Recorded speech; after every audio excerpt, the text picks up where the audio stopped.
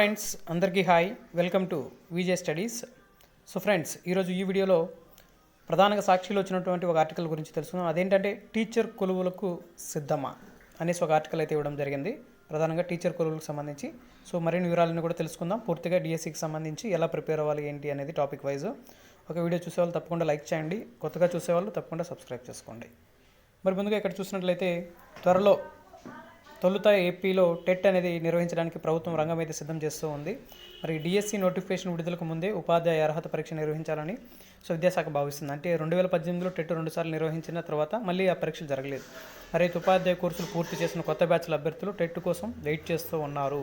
మరి అయితే టెట్లో ఉత్తీర్ణత అనేది తప్పనిసరి. సో దీంతో తొలుత టెట్ నిర్వహించేందుకు విద్యాశాఖ కసరత్తు చేస్తోంది. ఈసారి టెట్ పరీక్ష పెద్ద ఎత్తున హాజరయ్యే అవకాశం కూడా ఉంది.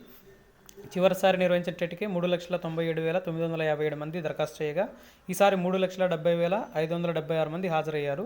అయితే ఈసారి ఈ సంఖ్య 5 లక్షలకు మించే అవకాశం ఉంది. మరి ఇంగ్లీష్ నైపుణ్యాలకు పరీక్ష అంటే టెట్ డిఎస్సి సిలబస్లో ఈసారి కీలక మార్పులు చోటు చేసుకునే అవకాశం ఉంది.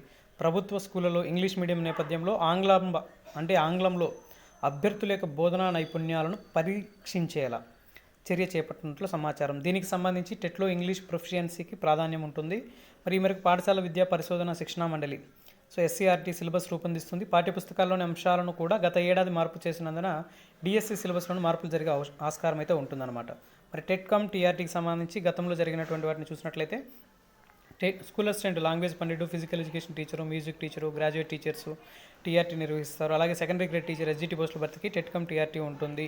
సో విద్యా అర్హతలు ఏంటంటే ఇంటర్మీడియట్తో పాటు 2 ఏళ్ళ డిప్లొమా అండ్ డిఈడి కంప్లీట్ అయిన వాళ్ళు, బీఈడి కంప్లీట్ అయిన వాళ్ళు ఎవరైనా సరే ఎస్జిటి రాసుకోవచ్చు.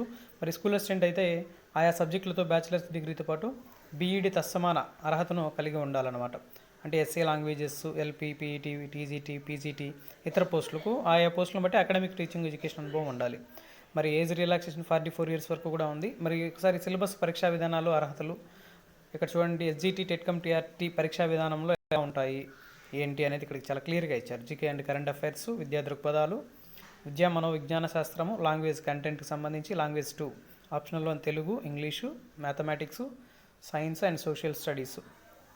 ఈ పరీక్షకు 3 గంటల సమయం అనేది అందుబాటులో ఉంటుంది. మరి అయితే ఇక్కడ ప్రధానంగా ఇక్కడ మార్కుల యొక్క వెయిటేజీ స్కూల్ అసిస్టెంట్, లాంగ్వేజ్ పండితుడు, టీజీటీ మొత్తం 100 మార్కులు ఉంటుంది అనమాట. సో టీఆర్టీ వచ్చేసి 80 మార్కులు, ఏపీ టెట్లో 20 మార్కులు వెయిటేజీ అనేది ఉంటుంది. ఏంది టెట్కు సంబంధించి 20 మార్కులు వెయిటేజ్ అనేది కంపల్సరీ ఉంటుందన్నమాట. ఓకేనా. మరి అదేవిధంగా ఇక్కడ ప్రిన్సిపాల్స్ కాదు, మ్యూజిక్ టీచర్లు, స్కూల్ అసిస్టెంట్, ఎడ్యుకేషన్ టీచర్స్ సంబంధించి ప్రతి దానికి టెట్ వెయిటేజ్ అయితే ఇస్తారు. మరి school assistant maths, biology, social studies వాళ్ళు జీకే కరెంట్ అఫైర్స్ ఉంటాయి, విద్యా దృక్పథాలు ఉంటాయి, విద్యా మనోవిజ్ఞాన శాస్త్రము, కంటెంట్ 40 మార్కులు, మెథడాలజీ 20 మార్కులు. చూడండి, ఓవరాల్గా మనకి ఇక్కడ 80 మార్కుల పరీక్షలో దాదాపుగా సబ్జెక్టుకి సంబంధించి కంటెంటే 40 మార్కులు ఉంటుంది, మెథడాలజీ 20 మార్కులకు ఉంటుంది, విద్యా మనోవిజ్ఞాన శాస్త్రం అనేది 5 మార్కులకి, విద్యా దృక్పథాలు ఒక 5 మార్కులు, జీకే అండ్ కరెంట్ అఫైర్స్ 10 మార్కులకి అయితే కేటాయించడం జరుగుతూ ఉంది. మరి ఇక్కడ చూడండి ఏ అంశాలు ఎలా చదువుకోవాలి, ప్రిపరేషన్ గైడ్ లైన్స్ అనేసి ఇచ్చారు. SGT, GK and current affairs. SGT అభ్యర్థులు తొలుత సిలబస్ పైన పూర్తి స్థాయిలో అవగాహన పెంచుకోవాలి. అంటే 3rd క్లాస్ నుంచి 10th క్లాస్ వరకు కూడా కంపల్సరీ మనం అకాడమిక్ టెక్స్ట్ బుక్స్ అనేటివి ఫాలో అయ్యి తీరాలి. సో టెక్స్ట్ బుక్స్లో ప్రతి పాయింట్ కూడా బాగా చదువుకోవాలి. దాంతోపాటుగా రెగ్యులర్గా జీకే అండ్ కరెంట్ అఫైర్స్ను కూడా ఫాలో అవ్వాలి. అంటే రాష్ట్ర, దేశ, ప్రపంచ స్థాయిలో జరిగేటటువంటి అంశాలపైన, సో వర్ధమాన అంశాలపైన, సో అవార్డులు కానీ, సదస్సులు సంబంధించి కానీ, సో రాజకీయ పరిణామాలు, రాజధానులు సంబంధించి చేయాలి. నెక్స్ట్ విద్యా దృక్పథాల్లో 5 మార్కులకు ఉంటుంది. సో ఇక్కడ దేశంలో విద్యా చరిత్ర, కమిటీలు, వర్ధమాన భారతదేశంలో విద్యా సంబంధిత అంశాలు, ఉపాధ్యాయ సాధికారత చట్టాలు, హక్కులు, ఇటువంటి అంశాలు అంటే విద్యా హక్కు చట్టము, వీటన్నిటికీ సంబంధించి గత డిఎస్సిలో అన్ని అంశాలకు సమాన ప్రాధాన్యం ఇచ్చారు. అంటే ప్రతి టాపిక్ నుంచి కూడా బిట్ అడగడం జరిగింది. మరి తెలుగు అకాడమిక్ పుస్తకాన్ని బాగా చదవండి. నెక్స్ట్ సైకాలజీ, శిశు వికాసము, వైయక్తిక భేదాలు, అభ్యసనము, మూర్తిమత్వం అంశాలు చాలా ముఖ్యమైనవి. శిశు వికాసంలో వికాసం, పెరుగుదల, పరిపక్వత భావన, స్వభావం, వికాస నియమాలు, వికాసంపై ప్రభావం చూపే కారకాలు, వికాస దశలు, ముఖ్య భావనలకు సంబంధించి అంశాలన్నీ కూడా బాగా చదువుకోవాలి. నెక్స్ట్ అదేవిధంగా content Telugu, English, maths, science, social ఇలా ప్రతి ఒక్కటి టాపిక్ వైజ్ ఇక్కడ చాలా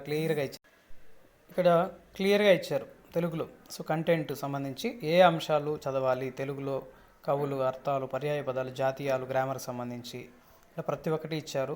నెక్స్ట్ అదేవిధంగా సోషల్కి ఇచ్చారు. సైన్స్ కూడా ఏ అంశాలు చదవాలి, ఫిజిక్స్లో ఏ చాప్టర్లు చదవాలి మెయిన్గా. నెక్స్ట్ బయాలజీకి వచ్చేసరికి ఏ చాప్టర్స్ చదువుకోవాలి, ఏంటి అనేది ఇక్కడ చూడండి, చాలా క్లియర్గా ఇచ్చారు. బయాలజీకి సంబంధించి ఇవ్వడం జరిగింది. సైన్స్లో జీవ ప్రపంచం, మొక్కలు, జంతువులు, ఆహారం, సైన్స్లో విభాగాలు, పోషణ, ఆహారం పిరమిడ్, మానవ శరీరము, పదార్థాలు, కొలతలు, ప్రమాణాలు, ఆమ్లాలు, క్షారాలు, శక్తి రూపాలు, పునరుత్పాదక ఇంధన వనరులు, ధ్వని, విద్యుత్తు, కాంతి, ఉష్ణం, ఇవి ఫిజిక్స్ సంబంధించి. సోషల్ స్టడీస్లో స్థానిక భౌగోళిక పారిశ్రామిక విప్లవాలు, ప్రభుత్వం, రాజకీయ వ్యవస్థలు, జాతీయ ఉద్యమాలు, భారత రాజ్యాంగం, పరిపాలన, సాంఘిక సంస్థలు, అసమానతలు, మతం, సమాజం, సంస్కృతి, కమ్యూనికేషన్ తదితర అంశాల నుంచి ప్రశ్నలు వస్తాయి. భౌగోళిక చారిత్రక అంశాలపైన బాగా అధ్యయనం చేయాలి. మరి మెథడాలజీకి సంబంధించి కూడా మెథడాలజీ కూడా ఆయా సబ్జెక్టులకు సంబంధించి బాగా ప్రిపేర్ అవ్వాలి. మరి స్కూల్ అసిస్టెంట్ అభ్యర్థులు అయితే ప్రధానంగా స్కూల్ అసిస్టెంట్ అభ్యర్థులు ఆయా సబ్జెక్టుల కంటెంట్ ప్రిపరేషన్కు 6వ తరగతి నుంచి ఇంటర్మీడియట్ వరకు పాఠ్యపుస్తకాలను ఉపయోగించుకోవాలి. మ్యాథమెటిక్స్ సంబంధించి ప్రధానంగా బీజగణితము, సదీశ బీజగణితము, వైశ్లేషిక రేఖాగణితము, కలన గణితం, త్రికోణమితి అంశాలపై దృష్టి పెట్టాలి. బయాలజీలో అయితే జీవ ప్రపంచము, సూక్ష్మజీవుల ప్రపంచము, జీవశాస్త్రం, ఆధునిక పోకడలు, జంతు ప్రపంచం తదితర పాఠ్యాంశాల నుంచి ప్రశ్నలు అయితే ఉంటాయి. సోషల్ స్టడీస్ వాళ్ళకైతే భారత స్వాతంత్రోద్యమాలు, ప్రపంచ యుద్ధాలు, అనంతర పరిస్థితులు, రాజ్యాంగం, సమకాలీన ప్రపంచ అంశాలు, జాతీయ ఆదాయం, భారత ఆర్థిక మండలి వంటి అంశాలు అనేటివి చూసుకోవాలి. మరి ప్రతిరోజు మెథడాలజీకి సంబంధించి కూడా అదేవిధంగా సబ్జెక్ట్కి సంబంధించి రిలేటెడ్గా ఉండే అంశాలు చూసుకోవాలి. మరి మాక్ టెస్టులు అంటే కంటెంట్కి సంబంధించినటువంటి తొలుత పాఠ్యపుస్తకాలను బాగా చదివిన తర్వాత ఇతర మెటీరియల్ను ప్రిపరేషన్కి ఉపయోగించుకోవాలి.